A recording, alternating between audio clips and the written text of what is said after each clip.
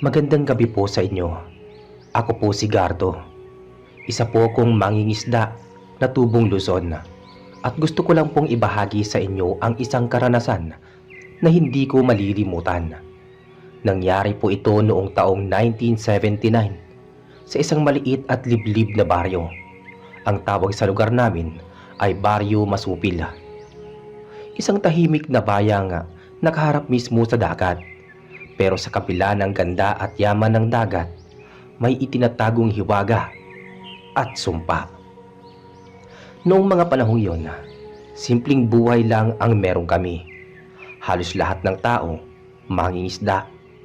Umaga pa lang, naghahanda na ng lambat, tapos gabi na, nasa dagat pa rin. Umaasang makahuli ng sapat para sa pamilya. Isa sa mga kakilala ko noon sina Marian at ang asawa niyang si Carlos.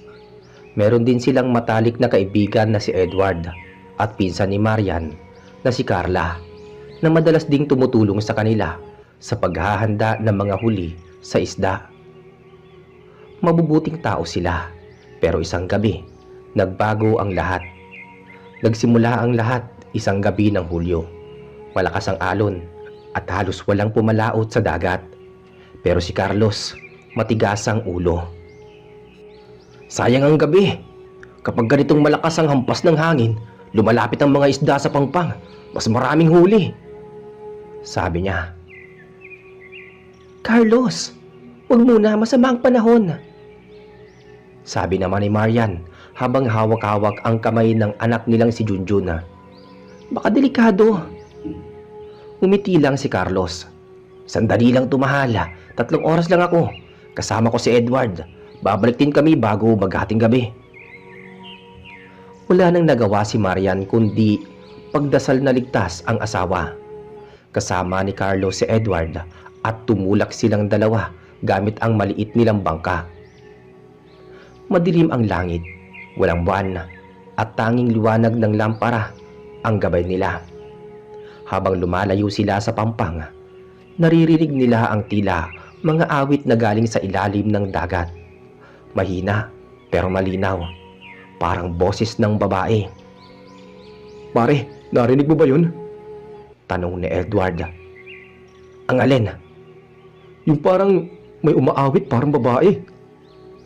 Napatingin din si Carlos. Sa una akala niya hangin lang o hampas ng alon, pero maya-maya lumakas ang boses. Malambing, malungkot, parang nangaakit.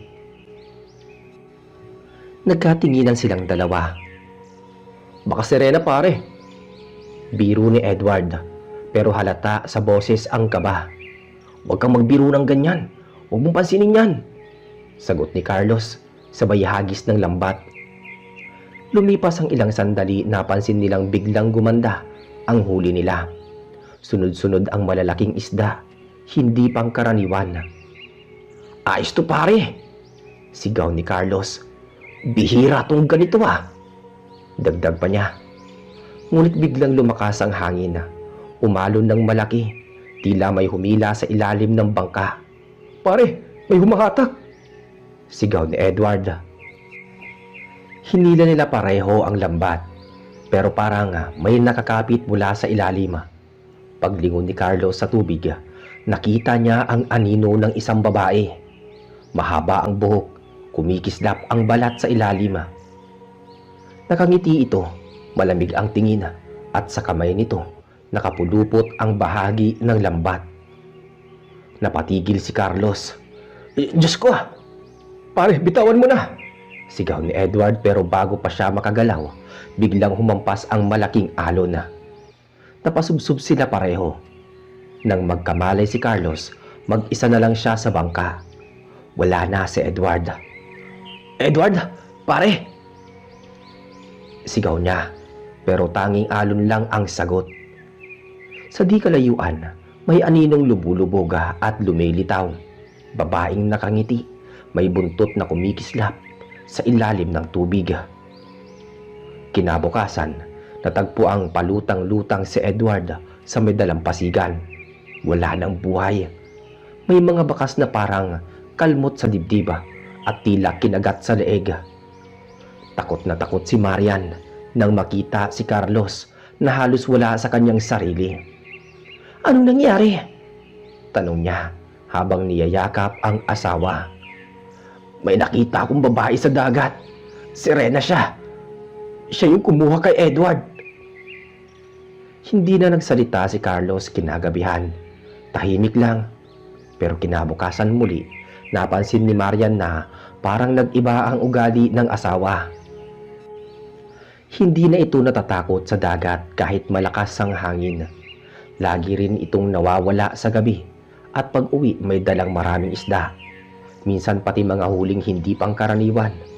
Malalaki, mamahalin, na para bang galing sa ibang lugar. "Ang dami mong huli, Carlos. Bihira tong ganito ah," sabi niya. Ngumiti ng bahagya si Carlos. "Biyaya ng dagat." Ngunit napansin ni Marian tuwing makakakita si Carlos ng tubig sa may balde, poso o kahit ulan, laging napapatitig ito. Parang may tinig na naririnig. Lumipas ang mga linggo at unti-unting gumanda ang buhay nila. Nakatayo na ang bagong bahay, may bagong bangka at pati mga gamit, puro bago. Pero sa kabila ng lahat, ramdam ni Marian na may mali. Tuwing gabi naririnig niyang bumabangon si Carlos at lumalabas. Minsan sinusundan niya ito hanggang dalampasigan. Isang gabi nasundan niya hanggang sa may batuhan at doon nakita niya si Carlos nakatayo sa tabi ng dagat at sa harap nito may babaeng nakalubog sa tubig hanggang bewang. Mahaba ang buhok, kumikislap sa ilaw ng buwan. Si Marian halos hindi makahinga. Ang babae ay isang sirena. "Carlos?" Mahina niyang tawag pero hindi siya napansin. Narinig niya ang boses ng sirena, malamig at parang may lambing. "Ang pangako mo, huwag mong kalilimutan. Biyaya, kapalit ng isang buhay." Tapos na. Kinuha mo na si Edward, di ba?" sabi ni Carlos. Ngumiti ang sirena. "Hindi lang siya ang kapalit. Bawat biyayang ipinibigay ko, may kabayaran. Handa ka na ba?" sabi ng sirena. Napatigil si Marian. Nanginginig ang tuhod. Bago pa siya makagalaw, biglang lumingon ang sirena. Tila alam nitong may nakamasida. Ang mga mata nito ay kumislap sa dilima. Tumalon si Marian pabalik. Tumakbo pa uwi habang humahalo sa hangin ang tinig ng sirena. Isang awitin ng panganib. Simula noon, nagsimula ang sunod-sunod na trahedya sa baryo. Kada buwan, may nawawalang tao. Bata, matanda, babae, lalaki. Lahat pawang malapit sa dagat. At tuwing may nawawala, si Carlos ay laging wala sa bahay. "Carlos, ano bang ginagawa mo tuwing gabi?" tanong ni Marian minsan. Nanginginig ang boses. "Tinutulungan ko lang ang dagat para patuloy tayong biyayaan," sagot niya. Malamig ang tono. "Biyaya o sumpa? Ibalik mo kung ano mang kasunduan yan," sabi ni Marian. Tumahimik si Carlos, pero ang mga mata nito ay tila iba na. Paputla, malamig, parang wala ng kaluluwa. Habang lumalalim ang gabi, naramdaman ni Marian ang kakaibang lamig sa paligid. Dumating si Carla at si Gardo. Dala ang lampara. "Marian, narinig naming may nangyaring kakaiba sa Pampang. May bangkay na naman daw." Tumakbo silang tatlo. Pagdating nila, nakita nila ang katawan ng isang batang babae. Nakahandusay sa buhanginan. May mga bakas ng kalmot sa dibdib at leeg. Sa tabi nito, may mga bakas ng paa. "Kay Kuya Carlos ba to?" bulong ni Carla. "Hindi to maganda," dagdag pa niya. "Hindi na siyang dating siya. May humahawak sa kanya," sabi naman ni Marian. Pagkatapos namin makita ang bangkay ng batang babae sa Pampang, halos hindi makapagsalita si Marian. Nakaupo siya sa buhangin, yakap-yakap ang sarili. Nanginginig sa takot si Carla naman, umiiyak, habang pinupunasan ng panyo ang dugo sa noo ng bata. Ako si Gardo. Hindi ko alam kung ano ang mararamdaman ko noon. Parang bumigat ang hangin sa paligid. Tahimik ang dagat pero ramdam mo nga, may buhay ito. Parang nakamasid. Lumapit si Marian sa katawan ng bata. Anak ng kapitbahay namin si Lisa. Kagabi lang, naglalaro dito malapit sa dalampasigan. Diyos ko. Nilapitan ko si Marian. Kailangan natin tawagin ang mga tanod. Hindi na to normal, Marian. Hindi lang to basta nangyayari. May kapalit bawat biyayang galing sa sirena. Alam ko na ngayon. Sabi niya habang nakatingin sa dagat. Pagbalik namin sa baryo, halos lahat ng tao nagkagulo. Si Kapitan Tomas ang pumunta mismo sa pampang. Lahat nagdadasal pero halata ang takot sa mukha nila. May ilan nang nagbabalak lumipat ng ibang baryo. Gardo, baka may kinalaman si Kuya Carlos dito. Narinig mo rin ba kanina? Di ba? Yung mga bakas ng paa, pareho sa tsinelas niya. Sabi ni Carla habang naglalakad kami pa uwi. Alam kong mahirap paniwalaan, pero kung totoo ngang may kasunduan siya sa Serena, baka hindi na siyang dating Carlos. Pagdating namin sa bahay nila Marian, madilim ang paligid. Tahimik pero sa loob ng bahay, may aninong gumagalaw. Maingat namin binuksan ang pinto. Nakita namin si Carlos. Nakaupo sa gilid ng papag. Nakatingin sa dingding, basang-basa ang damit niya. At sa paanan niya, may nakakalat na mga alon ng buhangin at mga butil ng asina. Carlos, saan ka galing? Mahina ang boses ni Maria na nagtanong. Tumingin si Carlos pero parang walang nakikita. May dinala akong huli. Tignan niyo sa labas. Lumabas kami ni Carla. Nasa gilid ng bahay, may malaking lambat. Puno ng isda. Hindi galing dito tong mga isdang to . Wala namang ganitong uri sa dagat natin. Sabi ko. Narinig namin si Marian mula sa loob. Carlos, anong ginagawa mo sa sarili mo? Hanggang kailan ka ganyan? Sabi niya. Tahimik si Carlos. Biglang tumayo, tumingin sa kanya. Ginagawa ko to para sa atin. Para hindi na tayo maghirap. Gusto mo nang maginhawang buhay, di ba? Eto na yun. Pero may kabayaran. Buhay ng mga tao kapalit ng yaman mo. Sigaw ni Marian. Hindi ko pinipili kung sino. Basta may kukunin siya. Kailangan niyang may kapalit. Hindi ko kayang labagin yon. Sabi din ni Carlos. Tumulo ang luha ni Marian. Wala kang kaluluwa, Carlos. Umalis siya sa bahay. Humahagulgol. Sinundan siya ni Carla. Naiwan akong nakatayo sa may pintuan. Nakatingin kay Carlos na parang wala nang saysay ang buhay. Umupo siya sa papag. Kinuha ang isa sa mga isda at dahan-dahang nilagay sa timba. Habang ginagawa niya yon, nakita ko sa braso niya may bakas na parang kaliskis. Kumikinang sa ilaw ng lampara. Hindi ko na kinaya. Lumabas ako ng bahay. Kinabukasan, nagdesisyon si Kapitan Tomas na magpatawag ng pagpupulong sa barangay hall. Nandoon halos lahat ng taga-baryo. Lahat takot. Lahat may kanya-kanyang kwento. May mga nakaririnig daw ng awit sa gabi. May nakita daw na liwanag sa gitna ng dagat at may mga asong umiiyak tuwing hating gabi. Tumayo si Marian sa gitna ng pagpupulong. Hindi ko alam kung maniniwala kayo pero may sirena sa dagat natin. Si Carlos ang asawa ko. May kasunduan sa kanya. Sabi ni Marian. Nagbulungan ang mga tao. Tumayo si Mang Eli, matandang mangingisda.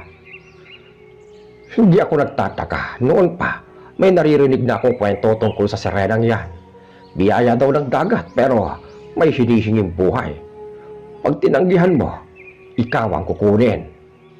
Paano natin siya mapapatigil? Tanong ni Carla. May isang paraan. Kailangan putulin ang kasunduan pero delikado yon. Dapat harapin mismo ng tao may kasunduan ang Serena at bitawan ang pangako niya. Sagot ni Mang Eli. Paano kung ayaw niya? Tanong ni Marian. Pag ayaw, pareho silang mamamatay. Tahimik ang lahat. Kinagabihan, hindi mapakali si Marian. Gusto niyang matapos ang lahat kahit ikapahamak pa niya. Nagpasya siyang pumunta kay Carlos sa may dalampasigan. Sumama ko pati si Carla. Pagdating namin, nakaupo si Carlos sa bato. Nakatingin sa dagat. Malamig ang hangin noon. Walang buwan. Pero sa gitna ng karimlan, may kumikislap na liwanag sa tubig. Parang katawan ng babae. Carlos, tapusin mo na to! Sigaw ni Marian. Ngumiti si Carlos. Hindi ko na kaya, Marian. Hindi ko na siya kayang labanan. Kailangan ko siya. Lumitaw ang Serena. Dahan-dahang umahon sa dagat. Maganda pero nakakatakot. Mahaba ang buhok. Kumikislap sa asin ng tubig. Ang mga mata niya kulay asul na parang yelo. Carlos, sumama ka na sa akin. Walang gutom, walang hirap sa ilalim ng dagat. Sabi ng Serena. Hindi, wala kang karapatang kunin siya. Sigaw ni Marian. Ngumiti ang Serena. Bakit? Siya mismo ang pumayag. Siya ang tumawag sa akin nang gabing halos mamatay siya sa gitna ng alon. Ako ang nagligtas sa kanya at ito ang kabayaran. Sabi ng Serena. Hindi mo siya iniligtas. Niloko mo siya. Biglang tumama ang hangin. Umalon ng malakas. Tila galit ang dagat. Lumapit ang Serena kay Carlos. Hinawakan ang kamay nito. Halika na, Carlos. Babalik tayo sa ilalim. Doon mo makikita ang tunay na biyaya. Umiyak si Marian. Carlos, pakiusap. Piliin mo kami. Piliin mo ako. Nakatingin si Carlos sa kanya. Mahal kita, Marian. Pero huli na ang lahat. Hinila siya ng Serena. Tumalon sila sa tubig. Sumigaw si Marian at tumakbo palapit. Pero hinila ko siya. Wag, baka ikaw naman ang kunin. Sumigaw siya ng malakas pero nilamon na ng alon ang boses niya. Kinabukasan, hindi na nakita si Carlos. May mga nagsasabing nakita nila ang bangkay nito sa ilalim ng batuhan. Pero nang sumisid si Mang Eli at kasama niya, wala silang nakita. Tanging mga kaliskis at bakas ng dugo lang. Lumipas ang mga araw. Tahimik na muli ang dagat pero walang gustong pumalaot. Natakot ang lahat hanggang isang gabi. Habang nasa bahay kami ni Marian, narinig namin ang awit. Mahina pero malinaw. Parang tinig ng babae mula sa malayo. Yung tinig ng Serena. Hahanapin niya ako. Sabi ni Marian. Nakatingin sa bintana. Kailangan nating umalis dito. Pumunta tayo sa bayan, sa kapatid mo. Umiling siya. Hindi ako aalis hanggat hindi ko alam kung nasaan si Carlos. Sabi ni Marian. Pagkalipas ng 3 gabi, bumalik kami ni Carla sa dalampasigan para hanapin si Marian. Ayon kay Mang Eli, hindi na raw ito umuwi mula ng gabi ng bagyo. Nag-alala kami. Nasa tabi ng dagat ang bahay nila. Madilim at tahimik. Pumasok kami sa loob. Walang tao. Pero sa ibabaw ng mesa, may nakita kami.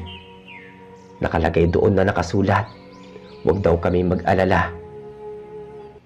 Susundan niya daw ang kanyang asawa at kailangan niyang tapusin ang sumpa. Tumakbo kami palabas. Pumunta kami sa pampang. Sa may bato nakita namin nakahubad ang tsinelas ni Marian. Sa buhanginan, may bakas ng paa papunta sa tubig. Pero sa bandang dulo, naglaho ang mga yapak. Diyos ko, baka kinuha na rin siya, sabi ni Carla. Ilang saglit lang, may umalon mula sa dagat. Malakas parang may sumisisid. Sa ibabaw naman ng tubig, sandaling lumitaw ang dalawang anino, isang babae at lalaki, magkayakap bago tuluyang naglaho sa ilalim. Mula noon, walang nakakita kina Carlos at Marian, pero gabi-gabi sa baryo, may naririnig pa ring awit mula sa dagat, at tuwing may umaawit, siguradong kinabukasan, may mababalitang nawawala. Sabi ng mga matatanda, biyaya raw ng dagat yun, pero alam namin hindi na biyaya yun, sumpa na. Lumipas ang ilang linggo matapos mawala si Marian at Carlos. Tahimik ang baryo, pero ang takot ng mga tao lalo lang tumindi. Wala nang gustong pumalahot sa dagat. Ang mga bangka iniwan sa buhanginan. Ang mga lambat pinatuyo sa bakuran at hindi na ginamit. Tuwing dapit hapon, lahat ng tao nagkukulong sa bahay.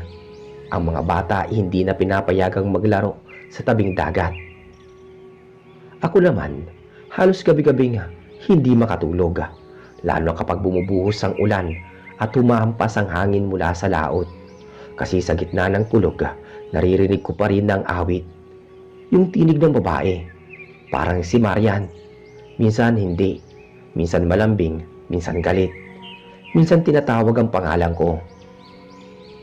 Isang gabi, habang umuulan ng mahina, kumatok si Carla sa pintuan ng bahay ko. "Gardo, tulungan mo ko. May naririnig akong boses mula sa dagat."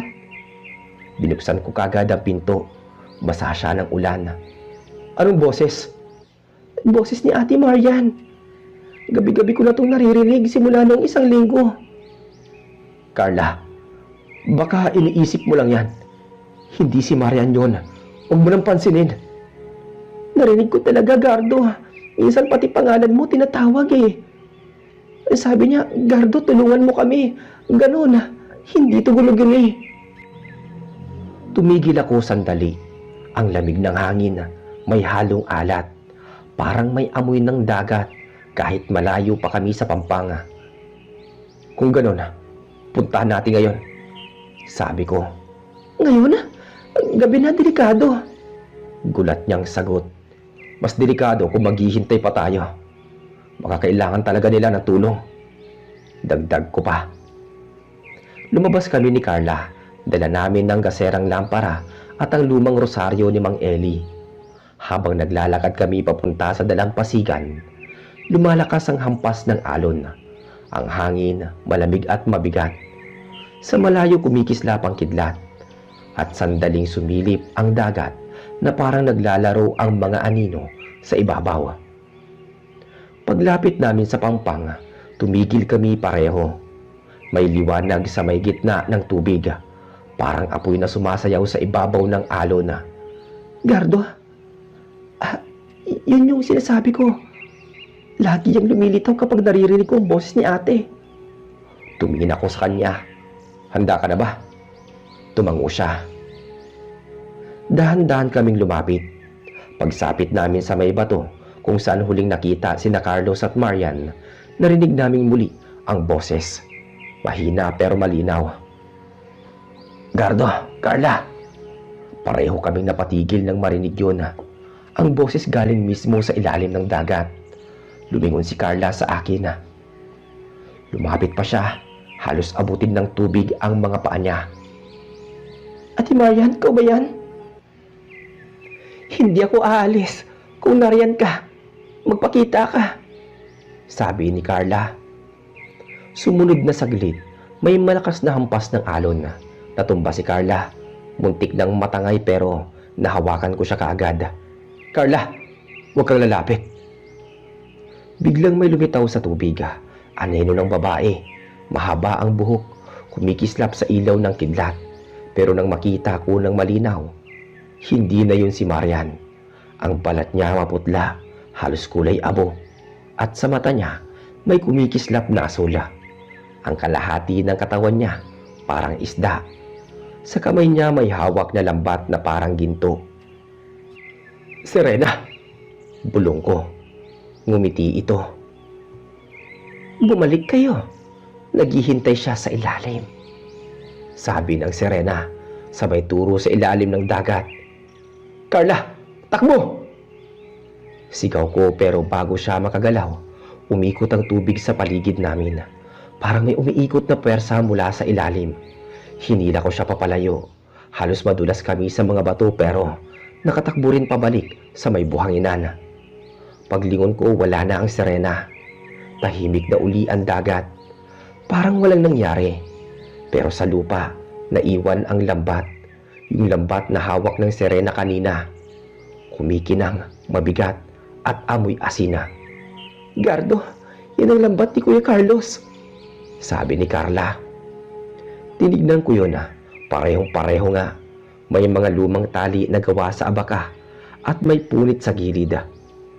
Hindi pwedeng totoo to. "Ito yung lambat na lumubog kasama nila," sabi ko. Kinabukasan, dinala namin ang lambat kay Mang Eli. Pagkakita pa lang niya, agad niyang tinakpan ang bibig. "Sumpa, yan ang lambat na ginamit ni Carlos noong gabi. Kinuha ng sirena si Edward. Dapat yan sinusunog noon pa." "Pero paano to nakabalik?" tanong ni Carla. "Tandayan na hindi pa tapos ang kasunduan. Habang buhay ang lambat, buhay din ang kasunduan. Kailangan natin sunugin yan ngayong gabi." Gabi ng Biyernes, nagtipon kaming 4 sa dalampasigan. Ako, si Carla, si Mang Eli, at ang anak niyang si Nardo. Dala namin ang tuyong kahoy at langis. Sa gitna ng bilog, inilagay namin ang lambat. Sa paligid, nagsindi kami ng kandila at nagdasala. Habang sinusunog namin ang lambat, may naririnig kaming alingaw-ngaw mula sa dagat. Isang awitin na pamilyar. Boses ng babae, galit at malungkot. Biglang lumakas ang hangin at ang apoy nagliyab ng mas mataas. "Tuloy lang kayo sa dasal," sigaw ni Mang Eli. Niyakap ni Carla ang rosaryo. "Ate, kung nandiriyan ka, patawarin mo kami." Sumabog ang apoy. Nasilaw kami. Nang tumigil ang hangin, abo na ang natira. Tahimik ang paligid. Akala namin tapos na, pero sa gitna ng abo, naiwan ang isang maliit na perlas na kumikislap. Kinuha ko yun, pero biglang uminit sa palad ko. Napasigaw ako sa sakit, at pagtingin ko, may bakas ng kaliskis sa balat ng kamay ko. Sandali lang bago naglaho. "Anong ibig sabihin ito?" tanong ni Carla. Tandayan na hindi pa rin tapos ang sumpa. Ang sirena hindi basta-basta pumipitaw," sagot ni Mang Eli.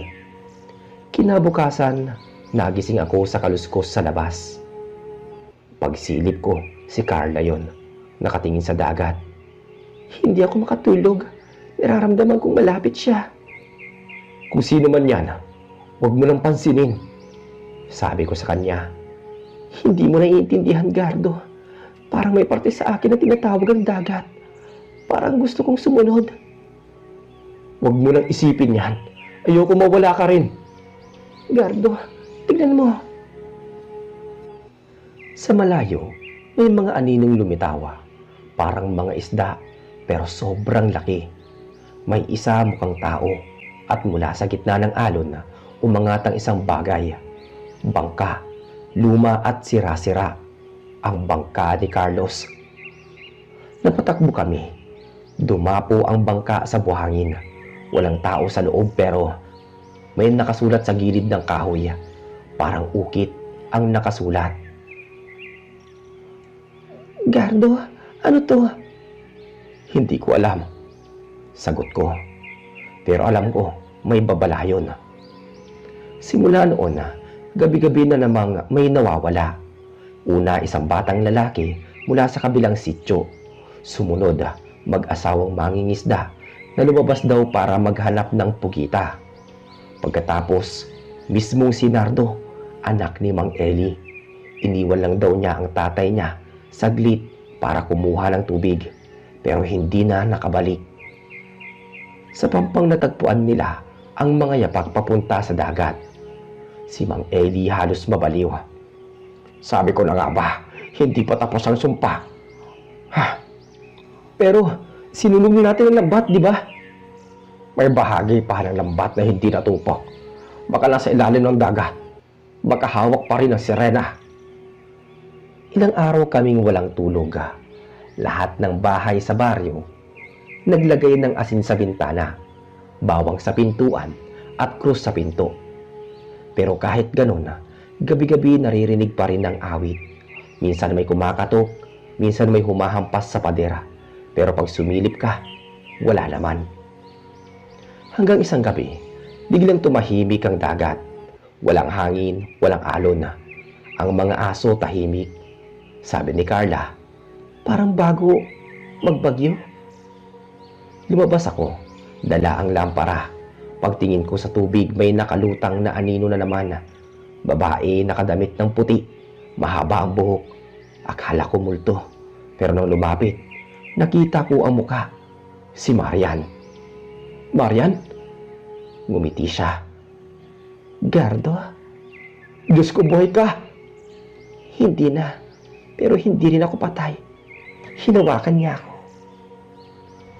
Ang alin ng sirena, hinawakan ka? Tumango siya.